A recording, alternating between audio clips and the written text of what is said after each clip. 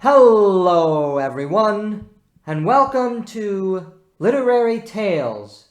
I'm your host, Paul Krause, and in this episode, we explore Sophocles' great tragedy, Antigone, through the prism of Aristotle's Poetics.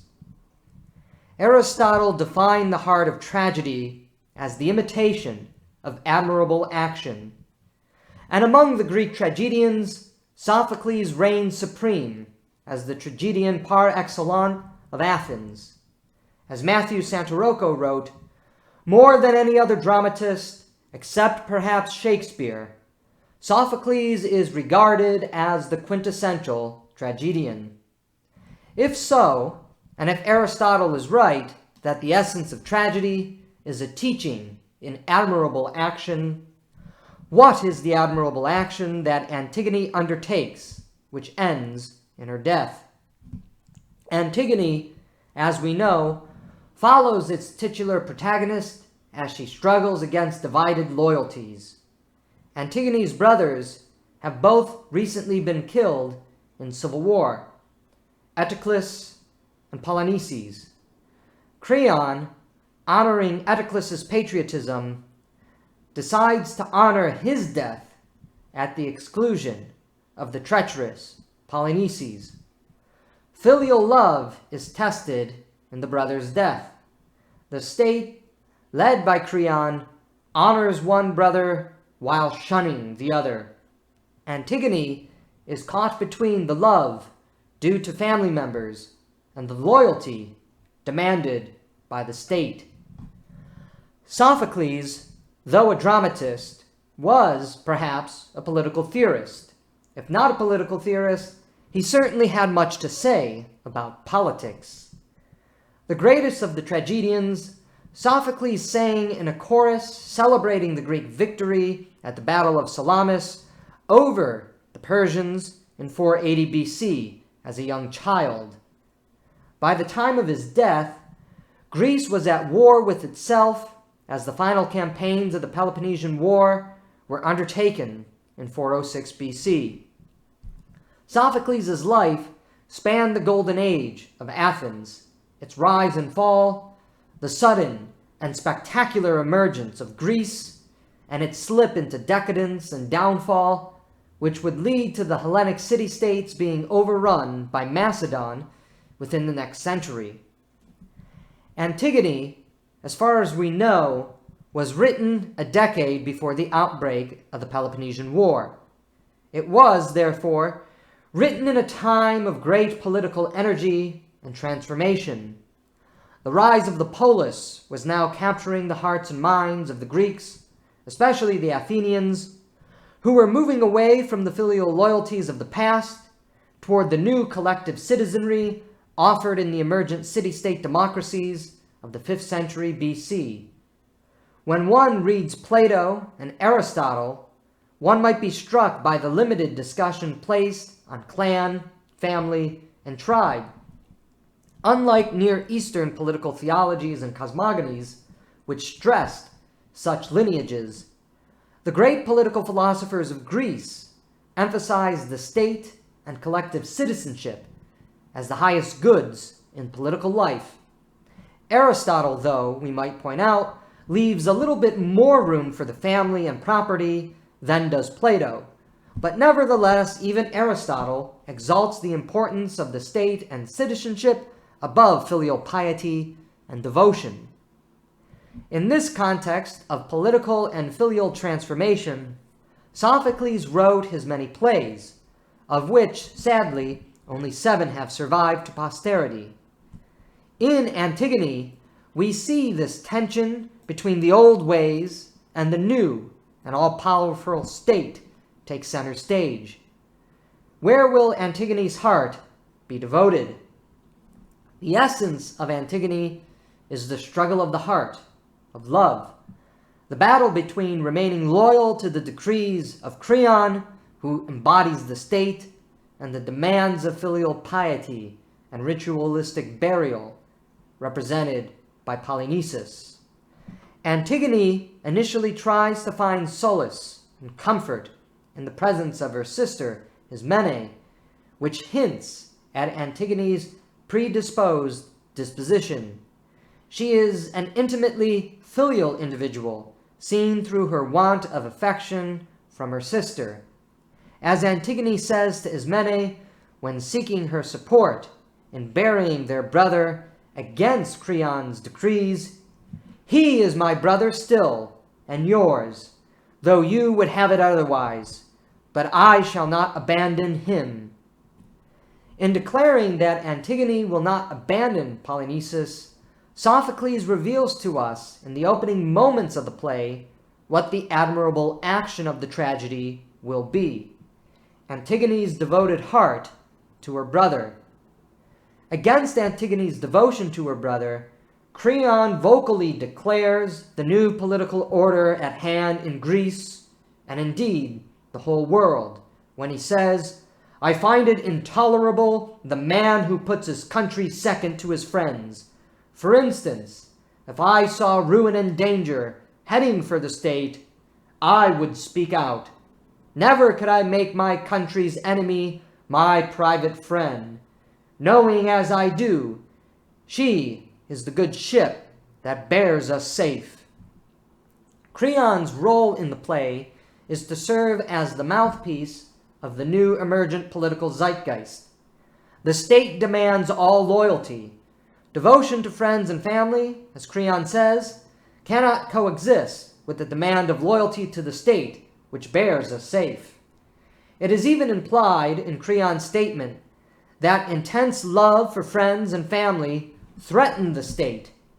It is imperative, then, for the state to break those bonds, and that is precisely what Creon sets out to achieve in his combative confrontation with Antigone.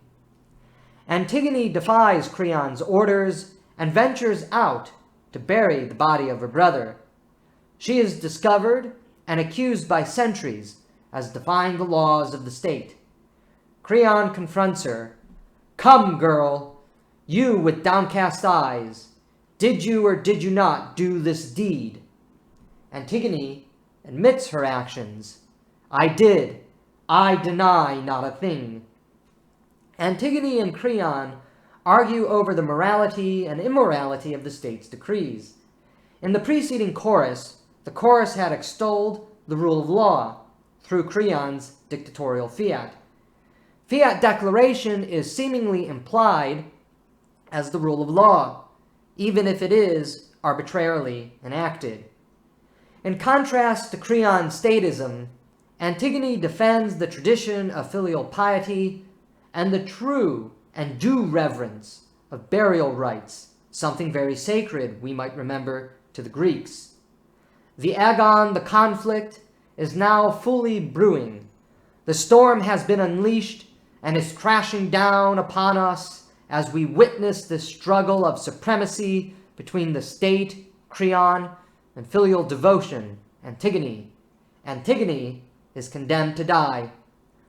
The conflict between state loyalty and filial loyalty is exacerbated with the entry of Haemon into the play.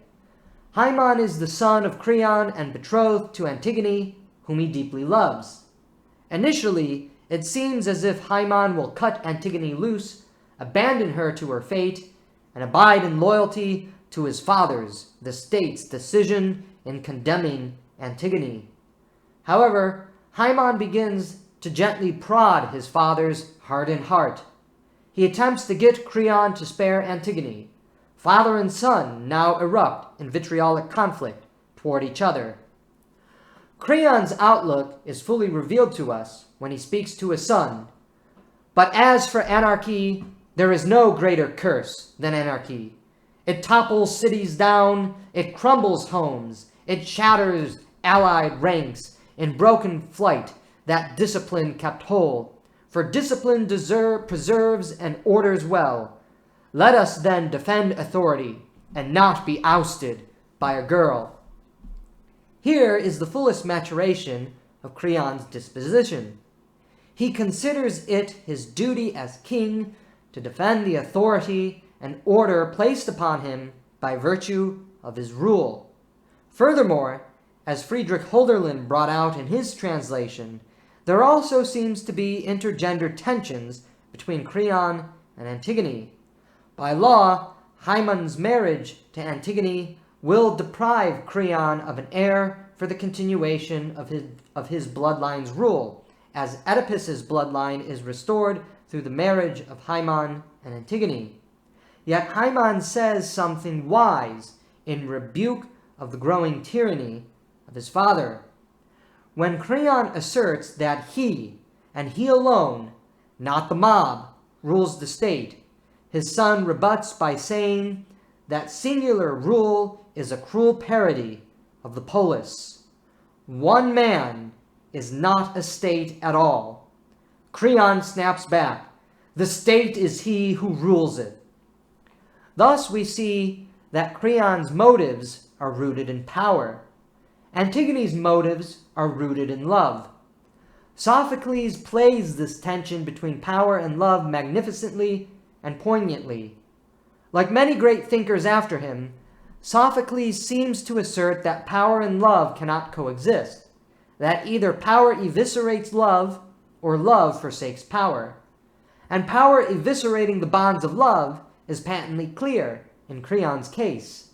Love forsaking power is also where the art of Antigone's and Hymen's destination move us to. Creon against Antigone and Creon against Hymen reveals the corrosive and acidic power that statism brings into human relationships. Creon, as Antigone's uncle, loses his relationship with his niece because of the quarrel. Creon, as Hymen's father, also loses his relationship with his son because of their infighting. Creon's headstrong rule destroys the very fabric which had given his life meaning. Let us return briefly to why Antigone is now a heroine. Although a descendant of noble blood, Antigone, as a woman of royal lineage in the confines of royal expectations, is very much at the mercy of the political powers that be. If her father were still alive, she would likely be utilized as political capital for Oedipus's political designs. Though Oedipus is gone, she is still, in some sense, a pawn to Creon's political machinations. Power, once again we see, deprives one of love. Antigone's heroism is found in her agency, an agency moved by love which compels her to defy her uncle, the king of Thebes, and draws her closer to her dead brother, to bury his body with the funeral rites he deserves as a Greek and as sanctioned by the moral law of the gods. Antigone's freedom is found in her choice to honor the natural law of filial devotion rather than the arbitrary decrees of the state embodied in the person of Creon. In defying the state, Antigone reveals the totality of freedom, freedom found only in love. Love breaks the power of the state, which is why it is dangerous. Creon's fear of anarchy masks what he truly fears, lack of devotion to the state. He would rather the people be subjects than citizens, slaves than lovers. Antigone's heroic action is found in the supremacy of the heart, refusing to be curtailed by the force and the violence of the state. So too is Hymen's freedom found in love instead of power. He breaks free of his father and chases after Antigone to declare his undying love for her. In his love for Antigone, he too escapes the clutches of his father's political desires. Love, and love alone, Sophocles begins to reveal to us, sets us free. But Antigone is a tragedy. Sophocles, as a Greek, did not have the mature revelation of love as a salvific force, which was something that we inherited in the West through the adoption of the spirit of Christianity. The notion that love wins is thoroughly Christian, though we might say that love frees us is something undeniably found in Greek literature, albeit with a tragic caveat. We even see this in Homer, when, in love, Achilles forgives Priam, and the two share a moment of loving friendship, which brings peace and solace into the world. The idea, then, that love frees us from the pains and the sufferings and the sorrows and the statism of politics is, without question, a hallmark of Greek literature, and something that we, as Westerners, and frankly, as human beings in general, ought to take to heart. Sophoclean love, therefore, draws us to death, but it is a death that we face with dignity and liberty, rather than degradation and enslavement. We are not slaves to death. We can stare death in the face with a dignity of soul unrivaled by other mortal creatures. If death is certain, and it most certainly is, we can at least face it with dignity and freedom. Antigone's lament crystallizes this reality for us. Come, tomb, my wedding chamber, come, you sealed off habitations of the grave. My many family dead, finished, fetched, in final muster to Persephone. I am last to come, and lost the most of all, my life still in my hands, and yet I come, I hope I come, toward a father's love, beloved by my mother, and by you, my darling brother. Yes, all of you, whom these hands have washed, prepared, and sped. Antigone's lament reveals the warmth and the spirit of her heart. She is a woman free to make the choice of death by love. She accepts Creon's criminalization of love and doesn't flinch. She doesn't forsake love for the false life offered in the body politic. She gives up her power as a noble princess to die, having honored her brother and her familial bonds. In her love, Antigone is led away with dignity as Creon and his guards arrest her for the crime of love and take her to a cavern cell as punishment. Now let us return to Creon. Having just hauled away Antigone to die, Creon begins to suffer from guilt over his actions. 2 of his nephews have been slain in civil war. He has just condemned his niece to death, and his son has deserted him over his strongman tyrannical politics. Creon, a man who was once surrounded by friends and family, is isolated and alone, despite the sublime power he wields. The encounter with the blind prophet Tiresias is the return to Creon's moral sensibilities, a return to the moral law of the gods, whom our prophet says is unhappy with Creon's actions. The displeasure of the gods, the awakening of the moral law inside Creon, causes an abrupt change of heart in the tyrant's disposition. When Creon exclaims, "My mind's made up. I'll not be slow to let her loose myself, who locked her in her tomb. In the end, it is the ancient codes, oh my regrets, that one must keep. To value life, then one must value law." The ancient codes in life and law that Creon speaks of is the love of family, which he had scorned in his tyrannical pronouncements. Alas, it is too late for Creon. He has learned the truth about the order of the world, the truth that had always been known to Antigone, and chosen by Hymen in his rebuke of the tyranny of his father in favor of his love for Antigone. Creon rushes to free Antigone, only to learn that she has committed suicide. Inside the cave, Creon sees Hymen lamenting over Antigone's dead body. The two come to blows, as son blames father for their sorrowful lot in life and attempts to stab him. The final dissolution of their relationship, which moved from verbal sparring to physical violence. Creon manages to escape. Hymen then turns the blade on himself to die with Antigone, than live alone. In a touching scene revealing the power of love and how it binds souls together, Sophocles writes of this unity in death. And conscious still, but failing, limply folded Antigone close into his arms, choking blood in crimson jets upon her waxen face. Corpse wrapped in love, with corpse he lies, married not in life, but in Hades. Lesson to the world that inhumane designs wreak a havoc immeasurably inhumane in life.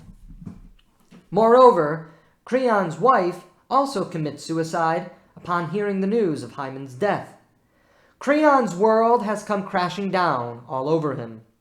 He may still be king of Thebes, but he has lost everything that is so precious, so dear, truly meaningful in life. The lust for power, which Creon had embodied, only led to misery, death, and loneliness. The king of Thebes is now isolated, alienated, alone in the world. Sophocles has shown us the alternative visions of life. The life of power leads to misery, death, and loneliness. The life of love, impetuous as it might be, leads to unity and relationships. Antigone retained a communion with her brother despite his death. Hymen retained a communion with Antigone despite her death. Antigone took Polynices in her arms to bury him. Hymen took Antigone in his arms to die with her in love. Creon, meanwhile, loses everything. While the choral ode concludes by asserting wisdom can be found in suffering, at least for Creon's sake, the suffering that Creon now embodies, having lost his family, the play ends with a moment of moral instruction to the audience about what matters in life and what ancient codes and laws of life we are to follow.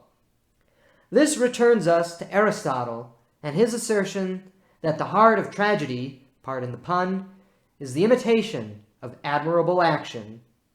If Aristotle is right that tragedy attempts to inspire admirable action from among its audience, what is the admirable action that Sophocles wanted to leave us with in Antigone, one of the grandest and most poignant tragedies of the Athenian literary tradition?